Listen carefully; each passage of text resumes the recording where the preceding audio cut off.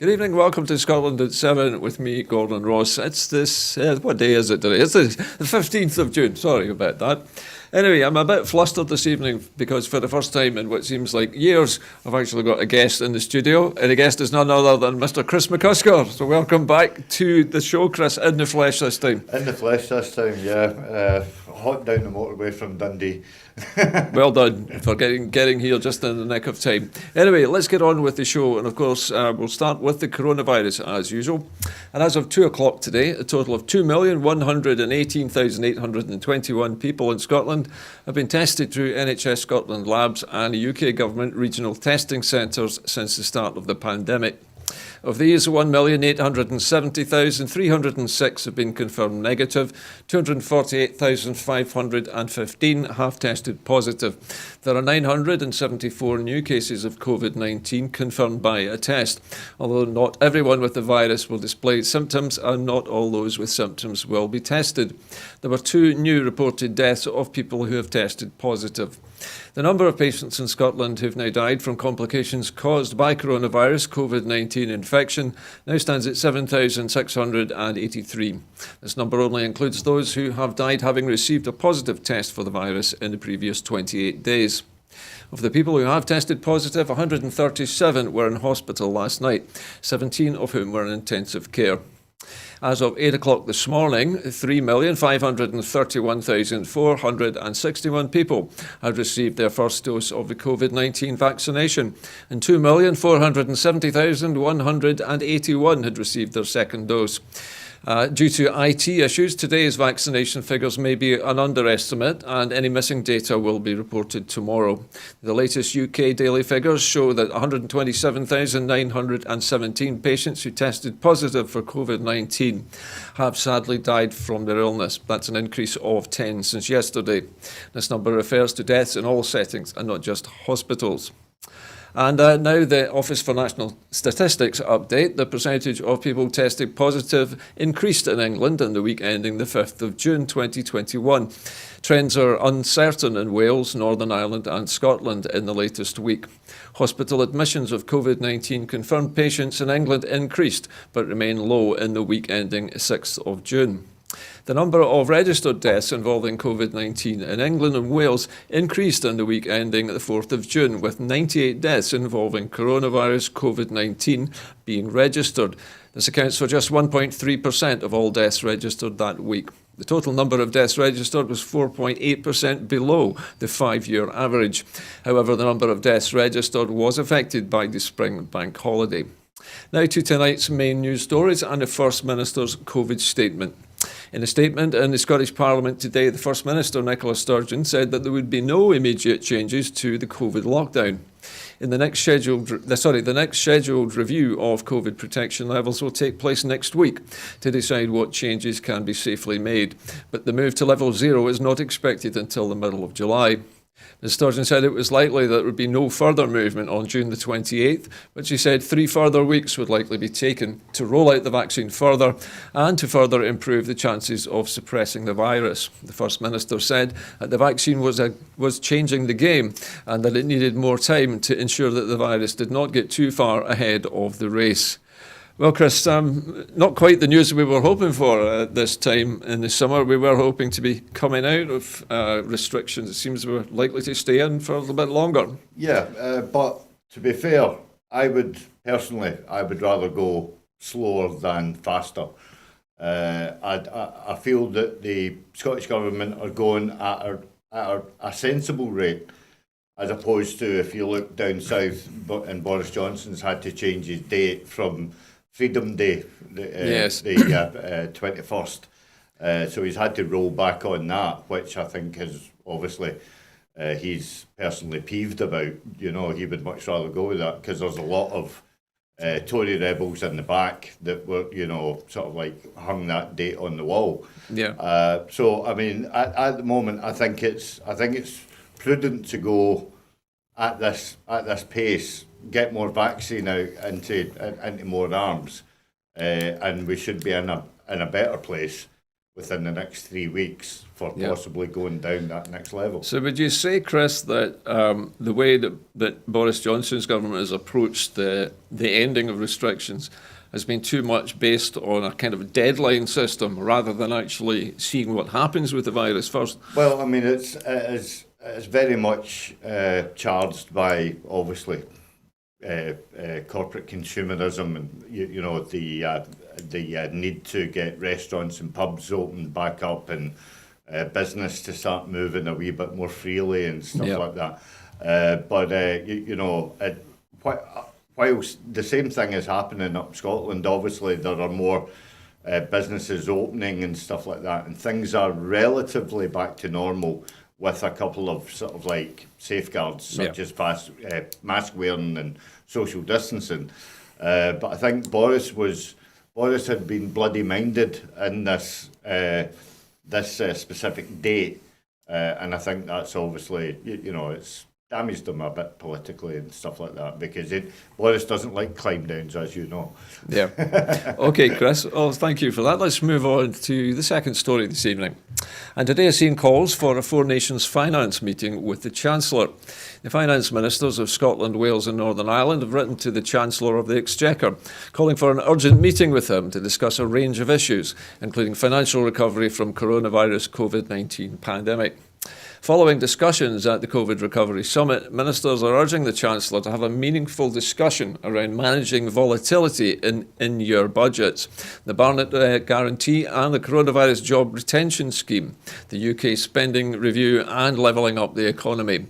Finance Secretary Kate Forbes said, alongside the Finance Ministers of Wales and Northern Ireland, I have written to the Chancellor setting out the Scottish Government's commitment to build on constructive discussions at the COVID Recovery Summit and to ensure that we're working together to build a sustainable economy as we recover from the pandemic.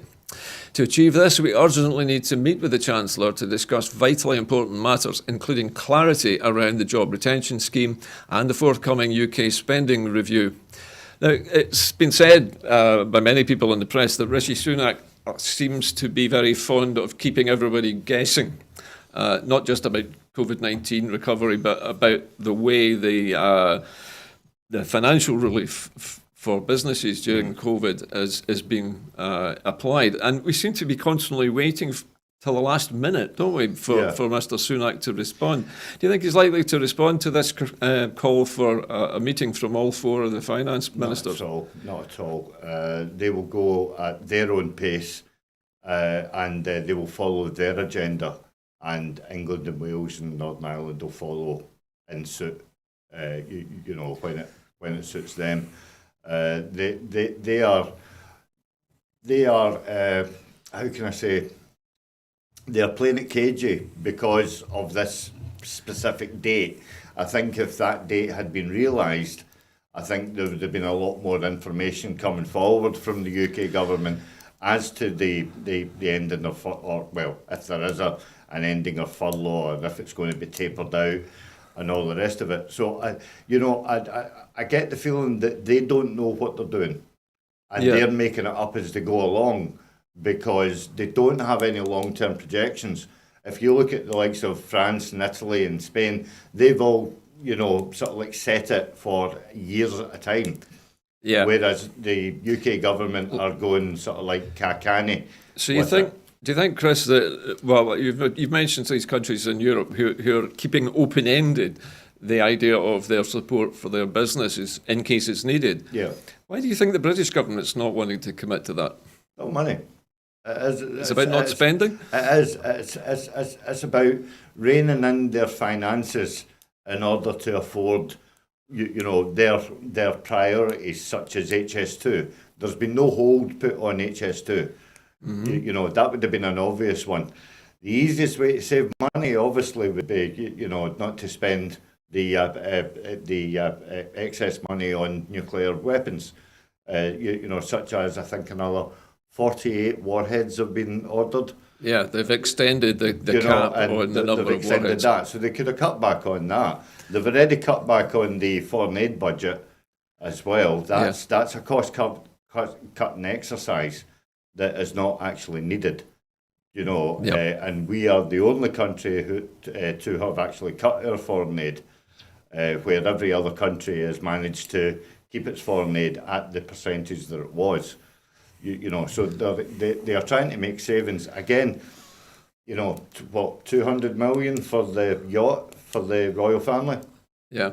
All of these vanity projects which really don't benefit anyone. Got the priorities all wrong, Gordon. Yeah. So you think it's all about how Britain looks and not actually what's happening inside the economy? Yeah, because you had that meeting at the G7, where Boris Johnson jumped on his aircraft in order to arrive in a presidential state, very much like Donald Trump. To then talk about lowering carbon emissions. Talk about lowering carbon emissions. Without any sense. It means absolutely nothing. It's just empty rhetoric and, hollow words. Not even any... Which he can't string I was going to say, not even any recognition of the irony of stepping off a jet aircraft and then talking about climate crisis. Yeah, but, because they don't think it's all about prestige, it's all about status, it's how all they about, look. Gesture politics. Yeah. And it's, it's how gregarious he wants to portray himself as, as this big man. I think that there was a somewhat doctored, manufactured picture on social media, where he was actually fatter than what he was, and everybody was sort of like, really, really skinny. And it was this oafish type, sort of like ape-looking type of, character. And that is what he comes across. He just comes across like a gregarious big buffoon. Well, Chris, I suppose we'll have to allow people to make their own judgments on that, but we'll take it. Well, again, these are only my thoughts. Right, okay. Well, let's move on, Chris, to next story, and that is that funding has been agreed for new treatment standards for drug users. A total of £4 million is being spent on introducing new treatment standards, which will ensure that drug users start receiving support on the day that they ask for it. The funding was announced following the first meeting of the implementation group, which is responsible for overseeing delivery of the National Mission on Drug Deaths. The money is part of an additional £50 million, which has been allocated to tackling the crisis this year. The implementation group includes people with lived experience, representatives from the Royal Colleges, the third sector, alcohol and drug partnerships, and the Scottish Government's ministers. The same-day service is one of 10 new medication-assisted treatments, or MAT standards, being introduced to ensure consistency across the country. The term MAT is used to refer to the use of medications such as opioids, together with any psychological and social support which the treatment and care who experience problems with drug use. So, Chris, this is, again, more of the Scottish Government doing its day job and trying to solve the problem of drug misuse without having the powers to introduce things like safe drug usage rooms and things like that. Yeah. Is this going far enough, do you think? It's not going far enough, but it's a step in the right direction, to be fair. Going far enough would be, actually implementing, saying to hell with British law. We're adhering to Scottish law, and we are, establishing these. So would you say, Chris, safe use? This is a health issue, isn't it? It is, and it has to be treated under as a health issue. So we have to ask, Chris, why does the British government not allow the Scottish government to make these necessary arrangements in Scots law, as you put it, to allow the what would you say, the decriminalisation of drugs use so that people can be treated? What's the reason why the British government won't let them do it? My own perception of it is that the UK government wish to use our drug statistics as a way to beat the Scottish government over the head with the metaphorical stick. Whilst preventing them from actually solving the problem at the same time. Yeah, because it suits the narrative of the UK government to keep Scotland as the sick man of Europe. Or to present it that way, at least. Yeah, so that they can present it that way, and they can always throw it up as, the Scottish government are not, performing as well as any other government, such as if you compare the statistics to Northern Ireland or to, Wales or even to England. However, if Scotland were in a position to radically reform the way that we look at drugs it would probably show up a stark disparity between the UK government and the Scottish government. And that's what the UK government want to avoid. They don't want to end up being the sick man of Europe, where in actual fact Scotland are outperforming them. So you're saying that it really suits the British government to criminalise drug use in Scotland to prevent the Scottish government from actually solving the problem? Yeah. You know, I mean, even if you just take the one small difference in the way that drug deaths are recorded. And Scotland, if you drive, as you'll know, yes, because if you're on prescribed medication, that's classed as a drug-related death. That's actually classed as a drug death, not a motor incident death. I see. So therefore, obviously, our figures are higher. It's the way that Scots law records it. You know, which is again something that again could be looked at.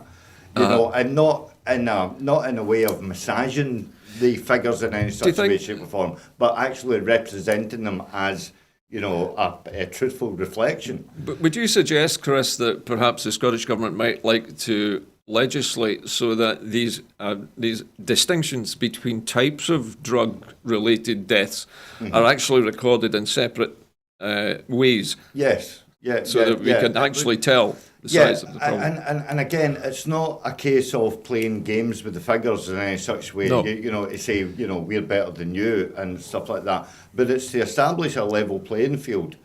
Because I think that, So they don't misrepresent the statistics. Yeah, because, time and time again, Gordon, I've been very critical of the way that the Scottish government, the SNP-led Scottish government, actually used their public relations.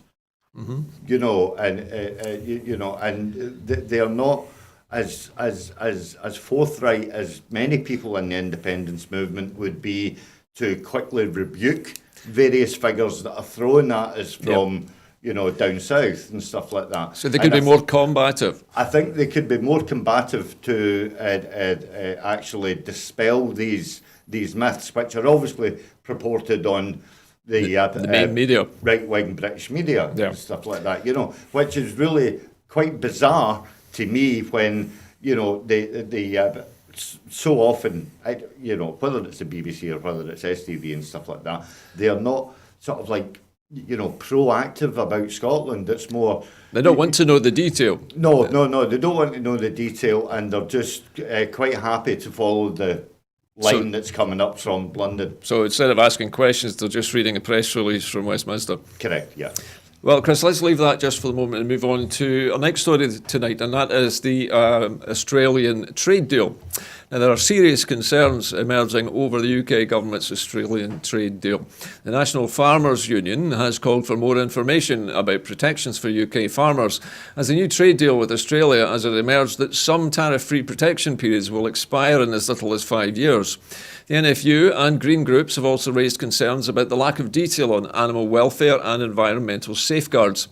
The SNP has said that there continue to be serious concerns over the negative impact of the UK government's trade deal with Australia on Scottish farmers and crofters. Responding to the news that Boris Johnson has agreed a deal, Deirdre Brock MP said that the interests of Scottish farmers had been completely sidelined throughout the negotiations and said that Scotland had been kept in the dark and not consulted over the deal, urging the UK government to publish the details without delay and to ensure full parliamentary scrutiny. In his response to the UK-Australia free trade agreement, the Trade Minister Ivan McKee pointed out that the Scottish Government has seen no details of the agreement reached with the Australian Government and had no role in the negotiations on tariffs or quotas, despite regularly pressing the UK Government for this. Mr McKee said, what we know now, however, is that this deal does not even remotely undo the damage to our economy caused by Brexit. The UK Government's own scoping assessment said that a deal with Australia would only be worth 0.02% increase in GDP over 15 years, and that agriculture and semi-processed food sectors would lose out.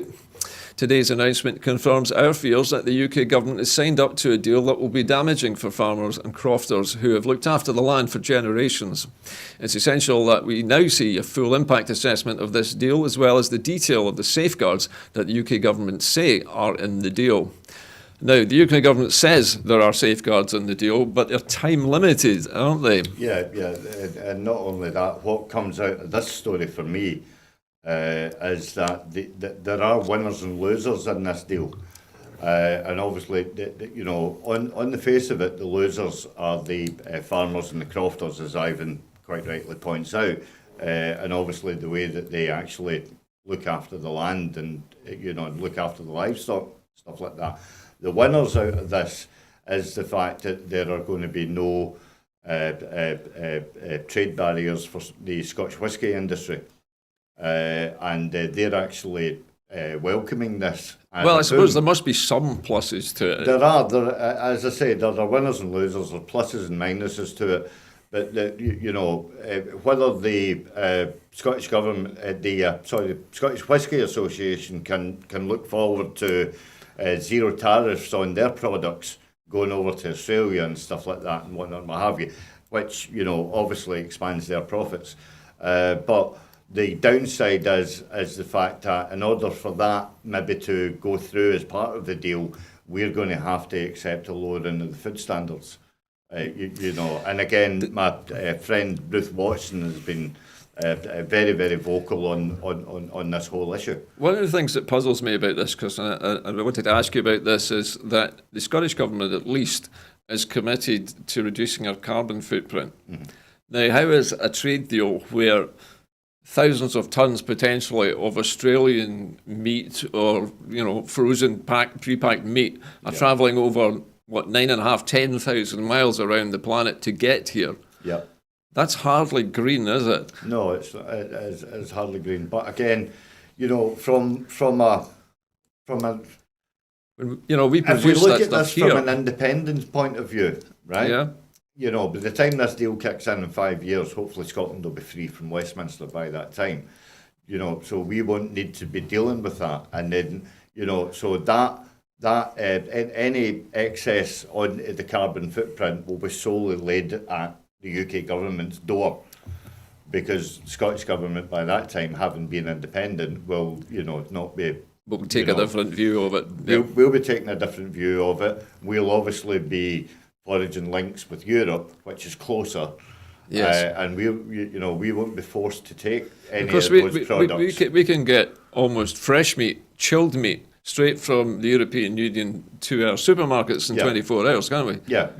Not even that. Yeah. If it's coming over from, say, the likes of Zeebrugge over to Rosyth, it's straight across the North Sea. It's pretty much straight across. It's landed on the dock and then it's put through the distribution straight into the shop hubs and straight into the actual food chain. It strikes me it must be very limited though, because the Australian food producing industries can only really sell pre-packed meats. They can't sell anything that's not canned, bottled, or frozen. No. But by the same token, and again, I'm thinking about, funnily enough, actually, I had a conversation with my son about the whole catering trade and how it's changed in recent years. When I started in the catering trade, in a kitchen, you actually got given pretty much two sides of a cow, and you had to bone out the sirloin. You had to bone out the T-bone. You also had to bone out the fillet. So you were taught how to do that. But now, because things have moved on and they're sort of like dying skills, they're predominantly done at abattoirs now. Yes, packing, and then everything is put into vacuum packed and sealed. Right. And therefore that extends the life of the actual product as well. Such as the advancements. I mean, back in 86, 87, when I was training as a chef, there wasn't no vacuum packing at that time. No. It was a concept yet to be sort of like discovered in the actual mainstream. Yes, there was vacuum packing if you were putting it into the freezer and stuff like that.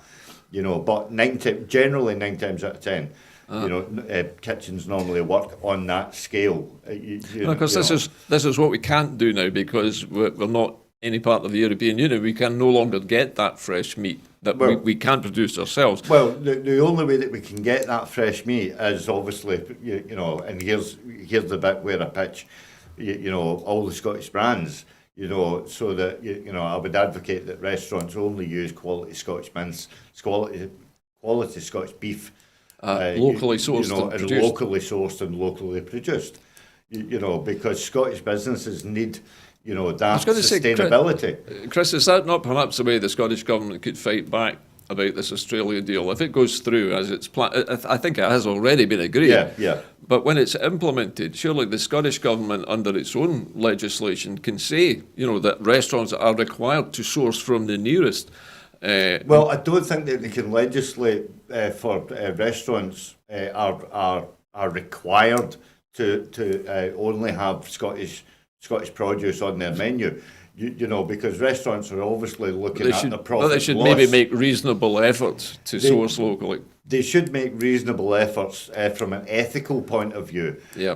And obviously, if you are minded in the way of supporting Scottish business, but generally you'll find that, and particularly so of different cuts of meat, which could be processed into the likes of mince and stuff like that, which is obviously not. Chris, I know that you get different grades of mince. I was going to say, Chris, I know that sheep farmers and crofters are desperately worried about the future of their spring lambs, because obviously Australia is famous for lamb, isn't it? Yeah. The same way New Zealand is, and they could quite easily import a lot of much cheaper meat, even coming that far distance, frozen. Yeah, correct. And these farmers will not be able to compete with that. Yeah, and so I mean, their fears are justifiable. Because this is very much the way, and bearing in mind again, the abattoirs in Australia are very much like the abattoirs in America. They are on an industrial scale. Yeah. We're talking about sort of like 5 football pitches long. Sometimes bigger than massive industry. Boeing 747, stuff like that. So I mean, it's a massive industry, but again, the health and safety requirements that America adhere to and Australia are not the same as what we signed up to, in accordance with the European Union. Chris, I'm sorry, we'll have to stop that story right there and move on. I'm afraid we're running a little low on time. Anyway, tonight's next story, the Daniel Morgan murder. An inquiry has branded the Met Police institutionally corrupt. The Metropolitan Police have been described as institutionally corrupt, and its Commissioner, Cressida Dick, personally censured for obstruction by an independent inquiry set up to review the murder of a private detective, Daniel Morgan. The report of an independent panel inquiring into Daniel Morgan's killing in 1987 has heavily criticised the Met.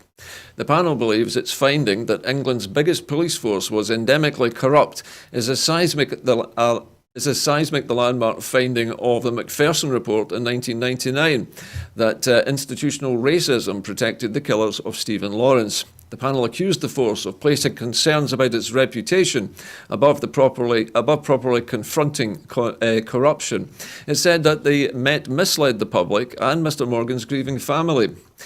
Asked if the Commissioner should resign, Alistair Morgan, the brother of Daniel, said absolutely she should consider her position. Certainly we need better leadership than she has provided. Daniel Morgan was a private detective based in South London. Together with his business partner Jonathan Rees, he ran an agency called Southern Investigations. On March the 10th, 1987, Mr. Morgan was found murdered in the car park of the Golden Lion pub in Sydenham, South London, with an axe embedded in his head. 2 sticky plaster strips had been wrapped around the axe handle to prevent the fingerprint evidence from being left behind. This is a remarkable report, Chris. We've already heard of institutional racism within the Metropolitan Police. Now we're hearing of historical, I suppose it is historical, institutional corruption within the Met. Is this a surprise to you? Or? No, it's not a surprise to me. And funnily enough, actually, the viewers will see that I support Liverpool. It was only last week that I was absolutely flabbergasted when Theresa May stood up in the chamber and asked Boris Johnson for clarification and justice for the 96 victims of Hillsborough. Yes. Where it has come out, it has been proven, they have apologised publicly. The fact that, the Met Police and the South Yorkshire Police actually misled Yes, they attempted to blame the fans for the They disaster. attempted to blame the fans. They attempted to blame the citizens of Liverpool. And that was led again by the British media, such as the Sun and the Mirror and the Express, and other news outlets. And basically what they tried to do was whitewash the whole affair. But through time, obviously the truth has come out, and that's wholly it coincides with the actual campaign of people wanting justice for the Hillsborough victims, not only the victims but also the families as well. So it seems to me that between the sort of like early 80s and right up until the early noughties, yes, that there's been something really, really sinister and corrupt with the actual way that the Met Police have handled the big investigations. I was just, with the calls for Cressida Dick's resignation, how long has Cressida Dick been in position as the head of the Met? I honestly can't. Because I can't remember whether she was an actual number on it, but it's been a long. Well, it seems like that. I just wondered if she was around at the time when this alleged corruption was taking place. She must have been, I guess, or they wouldn't have asked. She would for have been definitely in the system at that time. She, maybe coming up through the ranks. Yeah. I am unaware. But I mean. The whole incident surrounding Hillsborough and stuff like that, it was a joint effort by the South Yorkshire Police and the Met Police, and they colluded, to say the least, with suppressing and, well, I'm not going to say hiding evidence, but suppressing evidence and not releasing evidence. Omitting it. Omitting it, and that, alongside the fact that the British media massaged the evidence that was coming basically out. Amplified it. And they also, as well, very similar to the likes of the Stephen Lawrence case, even Grenfell, and all the rest of it. It seems like an age for all these inquiries it's taken a long time actually go through and stuff like that. Which again, sort of like says to me that, well, if it's taken that length of time, why is it taking that length of time? So, well, Chris, we'll have to leave that question hanging for another programme, I'm afraid, as we move on to our next story. This time it's coming from Israel. An Israeli far-right march took place in East Jerusalem today. Israeli far-right groups began a flag-waving march through the East Jerusalem today, risking reigniting tensions with Palestinians and posing an early challenge for Israel's new government. The march, which was originally scheduled last month as part of Jerusalem Day, was cancelled as it threatened to further inflame Israeli-Palestinian tensions, and it helped to trigger the violence in Jerusalem, which resulted in 11 days of cross-border attacks between Israel and Gaza. Today, Israeli police in riot gear and on horseback cordoned off areas leading to the walled city's old flashpoint, the Damascus Gate, clearing the area of Palestinians ahead of the march by right-wing demonstrators in the neighbourhood. The police were expected to prevent marchers from going through the Damascus Gate, the main entry point to the other Muslim quarter of the Old City, which is also home to shrines sacred to Judaism, Islam and Christianity, and is the most sensitive site in more than 70-year-old Israeli-Palestinian conflict. Thousands of Palestinians gathered in areas near the Damascus Gate, and at least 5 were injured in clashes with Israeli police firing stun grenades, the Palestinian Red Crescent Ambulance Service said. Palestinians said that the march was a provocation and called for protests in Gaza and the Israeli-occupied West Bank. Memories are still raw over a confrontation with Israeli police against Palestinians during the Muslim holy month of Ramadan. Chris, it never seems to amaze me just how much more trouble can be stirred up in this part of the world by a flag-waving march. And I mean, as soon as I heard about this, I was minded of things like the sectarian marches through Glasgow. It seems to be a deliberate provocation, this. It is constantly, every year, it's like, waving a red flag in front of a bull. You are right to pick up on the sectarian issues, between the Jewish faiths and the Muslim faiths and stuff like that, particularly because it doesn't reflect all Israelis, No, does it? it doesn't reflect all Israelis, and it doesn't reflect all Muslims. But similar to the likes of Scotland and Northern Ireland, it doesn't affect all Catholics, and it doesn't affect all Protestants. No. But it seems to be that the predominantly, if you look through the 70 years of history, that the far right get a more favourable treatment from the state-led smoothing police the path than, for them. What the actual Palestinians do. It'll be interesting to see now that the Netanyahu regime has now come to an end. It'll be interesting to see the way forward now, because I can't remember his first name. This guy Bennett has taken over in the interim for 2 years before the next president takes over. Yeah. And Bennett is more sort of like, he's actually more to the right than Netanyahu, but the chap that's taken over him after 2 years is more kind of centrist. Well, but how far they will go in the next 2 years that's the problem. Is obviously, we could use that as a yardstick to see how things are actually going to progress. Well, Chris, I'm afraid we'll have to leave that story for the time being. We'll return to Palestine, I'm sure. We often do. As we always do. This story never seems to end. Anyway, now to the United States. The US lays out plans to confront white supremacist violence. President Biden's administration today unveiled a plan to address the threat of violence posed by white supremacists and militias 5 months after members of those groups joined in a deadly attack on the US Capitol. The White House released a 30-page plan for increased information sharing between federal and local officials and social media companies, additional resources to identify and prosecute threats, and new deterrents to prevent Americans from joining dangerous groups. The administration conducted a sweeping assessment earlier this year of domestic terrorism, which labelled white supremacists and militia groups as top national security threats. The issue took new urgency after January the 6th assault on the Capitol by supporters of ex-President Donald Trump, who were trying to overturn the election result. The US Attorney General Merrick Garland said that the January 6th attack by Trump supporters had shown that white supremacists and militia groups to be the country's greatest domestic security threat. This is rather strange, isn't it? Because Americans are used to threats being external to them. Yeah. They're used to terrorism, or they perceive the terrorism as coming from outside their nation. Yeah.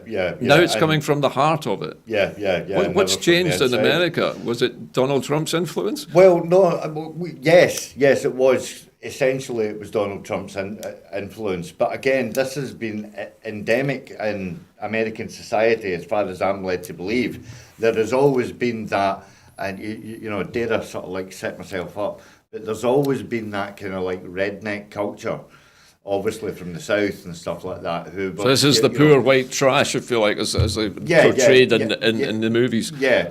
It was always portrayed as, that they were trailer trash. They were the sort of like forgotten people of, America. So they have a grudge already. Industrialization and stuff like that. Yeah, so they feel left out. So they feel left out, and they feel abandoned by the government. And so there's a famous story, actually, not a story, a famous song by one of my favourite musicians. It was John Cougar Mellencamp. Yep. And it was basically, "Dear Mr. President, what can you do for me?" The company moved out and they didn't take me with them and stuff like that, and he was left on the scrap heap. And that's that. You have that vision of people staying in these sort of like trailer parks, with a couch outside and stuff like that, and they're just sitting there drinking beer and eating popcorn, and they have nothing left. Because they have nothing left. So I guess the industry has moved out, investment has moved out, and capital investment's all been centred around the main cities. And these sort of like industrial heartlands have been left.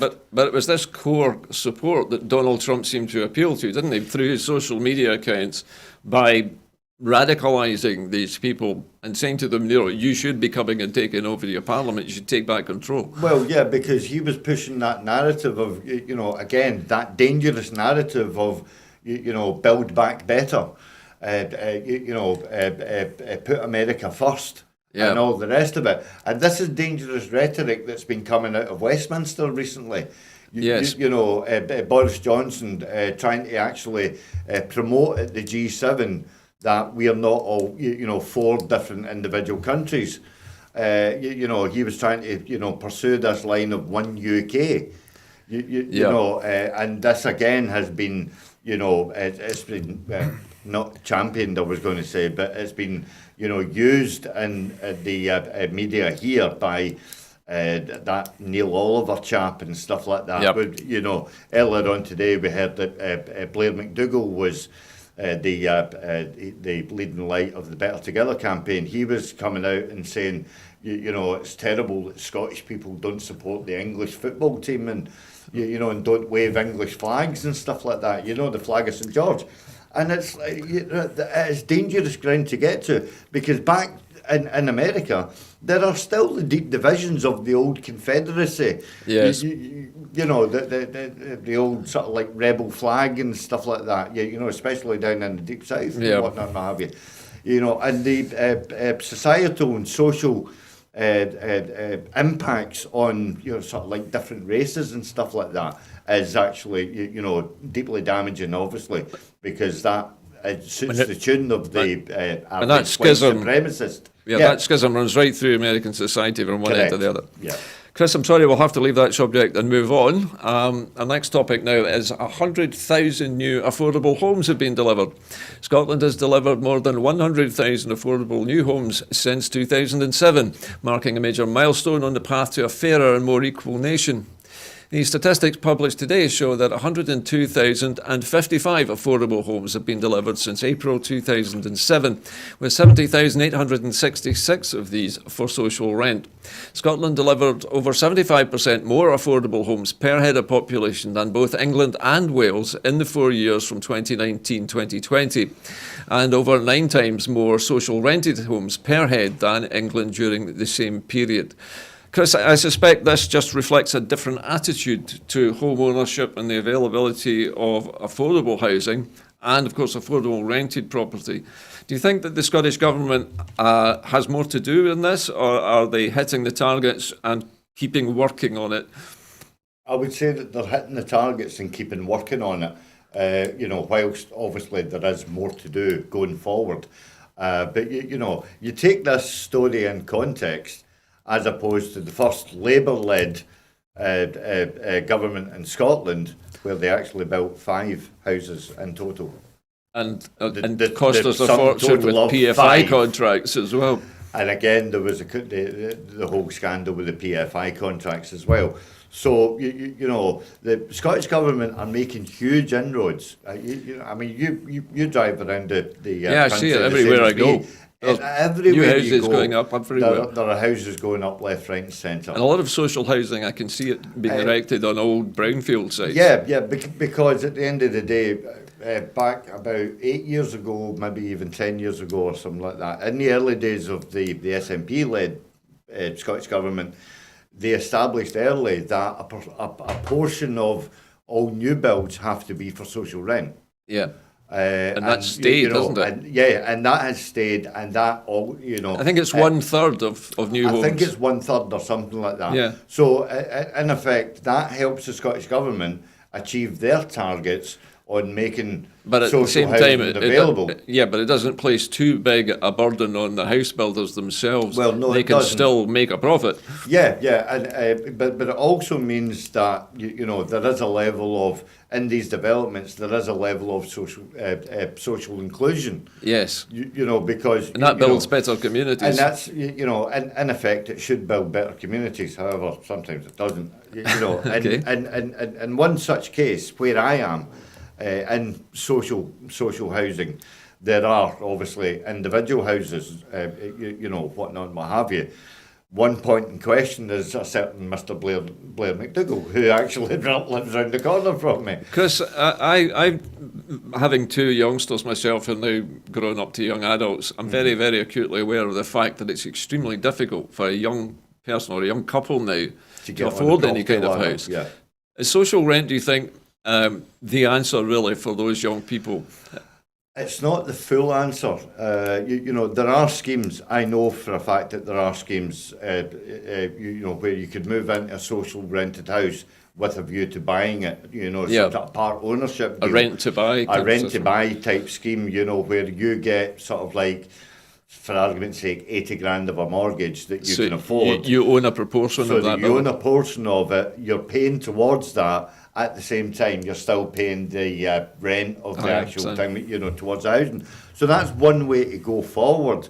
Again, there are possible other inroads that the Scottish Government could make, such as, making, more affordable loans and stuff like that, and all the rest. But that might actually come with the recent announcement of the Scottish Investment Bank, which has been recently established.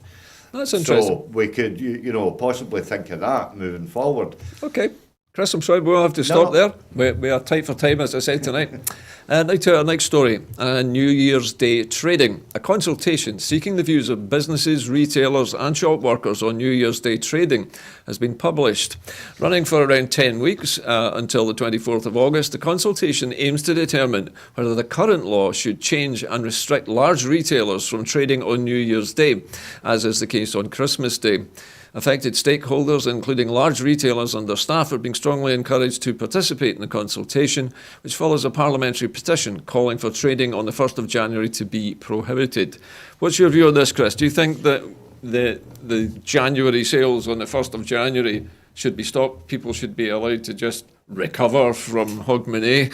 Well, it's not even from recovering from the festivities. I'm going to put my trade union hat on this story, and say that we should be respecting the rights of workers to have a holiday, order to have that public holiday, and not force a change in that. Because the trade union movement actually worked damn hard in order to establish these working conditions, various holidays, for that, and it's not draconian to sort of like look upon these age-old public holidays to be the suppression of the sale of alcohol or something like that, as is sometimes the case up in the Highlands and whatnot, what have you.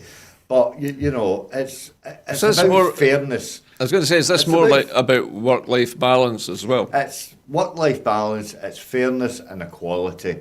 And it's being able to sort of like look at it in the round and say, look, it's only one day out of 365. You've got all these other days to make money. You've got all these other days. You've got the longer. Now we're actually seeing a longer run in the shops.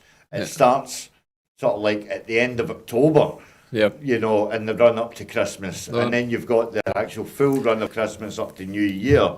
In order to try and make the profits. So the retailers really are going to still make it back anyway. Of course, they're going to make it back, and and at the end of the day, again, with the minimum price in alcohol and stuff like that, and all the rest of it, it's not like we are able to take advantage of certain sort of like promotions that happen in England. That, like, recently through the Euros, I've seen that several supermarkets are offering sort of like three boxes of beer for £20, which is not available in Scotland. And that wee disclaimer is always on the bottom of the thing. Same as in Wales. Okay, Chris, I'm sorry, we're going to have to stop on that story.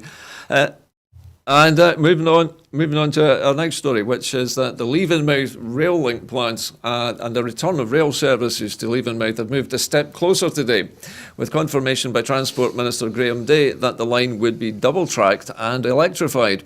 Mr Day was speaking during a visit to Leven, where he also announced the options being taken forward for locations of Leven and Cameron Bridge stations.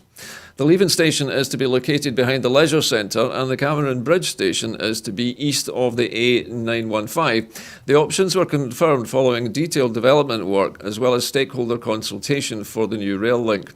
Network Rail has been commissioned to design and construct the Leavenmouth rail link. The project costs will be confirmed with final business case expected towards the end of this year. The project timescales will depend on Fife Council planning processes, subject to which the line should be open in 2024.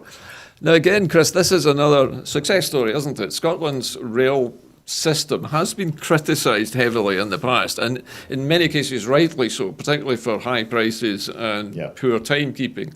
But I understand that this is not so much about the trains, this is about the track, this is about linking up an area. Yeah. How important is it to places like Leven to have this kind of rail link? It is vital, and it'll be a boon obviously for the economy in the long run. However, I'm slightly dismayed because I'm no lover of Network Rail, because Network Rail is, for me, the one link that keeps us tied to Westminster. It's another British quango, isn't it? It's a British quango that prevents us from having the full devolution of powers over our rail systems. And I know recently that the Scottish Government, Michael Matheson, has been talking about the ending of the Abellio contract and taking the rail network back into public ownership and stuff like that. However, that doesn't allow us the right over the actual infrastructure. Yeah, it's really strange that, isn't it? Because we have a Scottish company perhaps running trains, Scottish trains, running on tracks that we can't even maintain because a British company is given that prestige job. And again, we go back to what I was talking earlier about the Scottish Government actually having a sort of like a rebuttal unit, because a lot of the delays in Scotland are down to the fact that it's Network Rail, which is, we don't have any control over. So if there is an issue with the track, it's down to a British company, not a Scottish company, in order to fix that. Such as we've seen with that unfortunate crash outside Aberdeen. Yes. That was wholly handled by Network Rail because they control the tracks. They also control the overhead lines. There's a question, Chris, that springs to mind. Personally speaking, I've heard a lot of complaints about Network Rail cutting millions of trees down, all along the trackside. The deforestation, yeah. Yeah, supposedly for safety reasons, to stop branches hitting the power cables. Yeah. But surely that's just about cost saving, isn't it?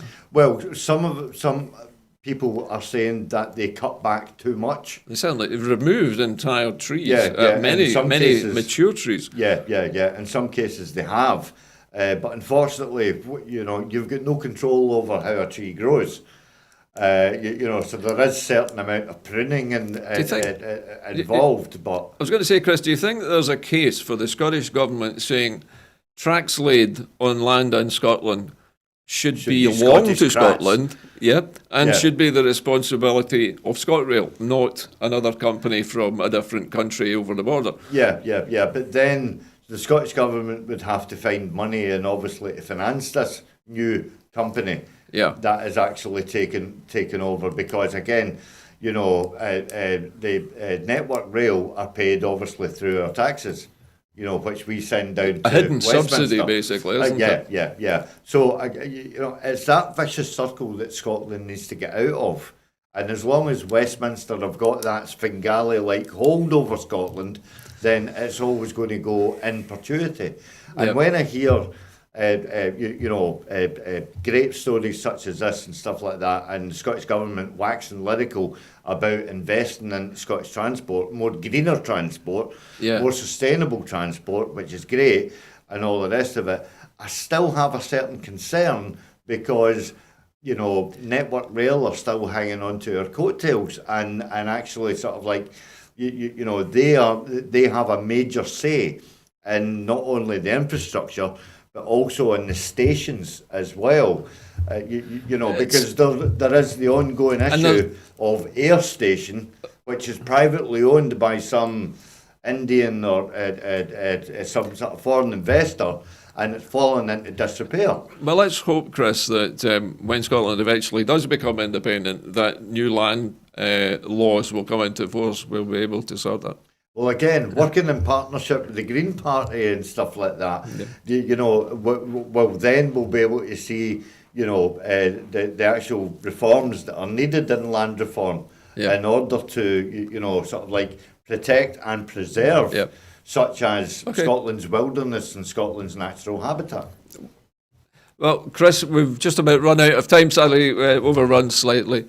But it's time for me again to make an appeal to our viewers. As you know, we're having a crowdfunder and we still need your help. So if you are watching this programme and you want to see more programmes made by Broadcasting Scotland, you can help us by becoming a regular supporter for £5 a month. You can make an individual donation or you can even volunteer to help us here at the studio.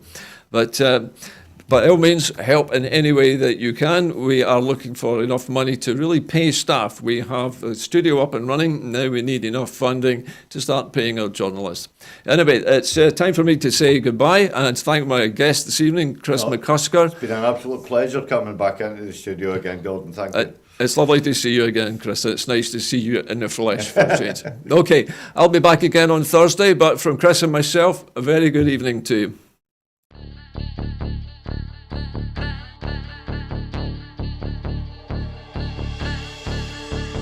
How do you mean no more commission? Well, no one in Scotland can commission an idea. You know, if I went to BBC Scotland and I said, oh, I've got this great idea for a sitcom, I've got this brilliant idea for a drama, you know, there isn't one person in Scotland that can okay it unless it goes through London. Good morning and welcome to another edition of Full Scottish. What's happening today? Hello and welcome to the Full Scottish here on Broadcasting Scotland. Scotland is going to be an independent country. That need, that desire for independence is ever stronger than perhaps it was in 2014. So there's an obligation that we've got to give leadership to that campaign. That's what Nicola Sturgeon, as our First Minister, has been doing. My feeling about Boris Johnson is he can't be trusted on anything. That is now and forever will be known as the rape clause.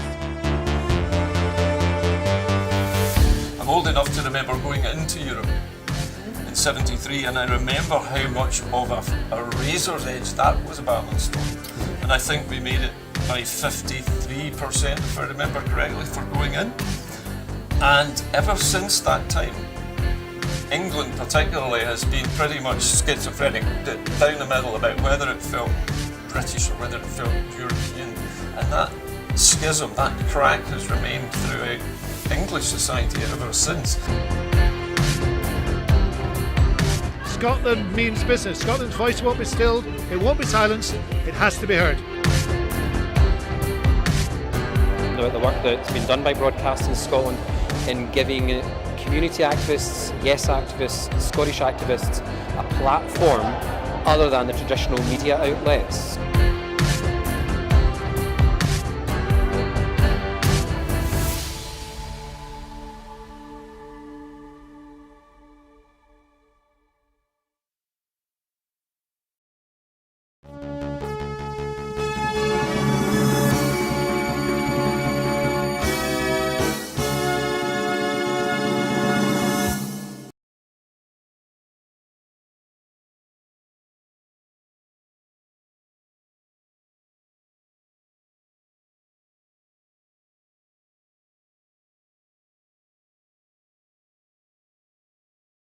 Well,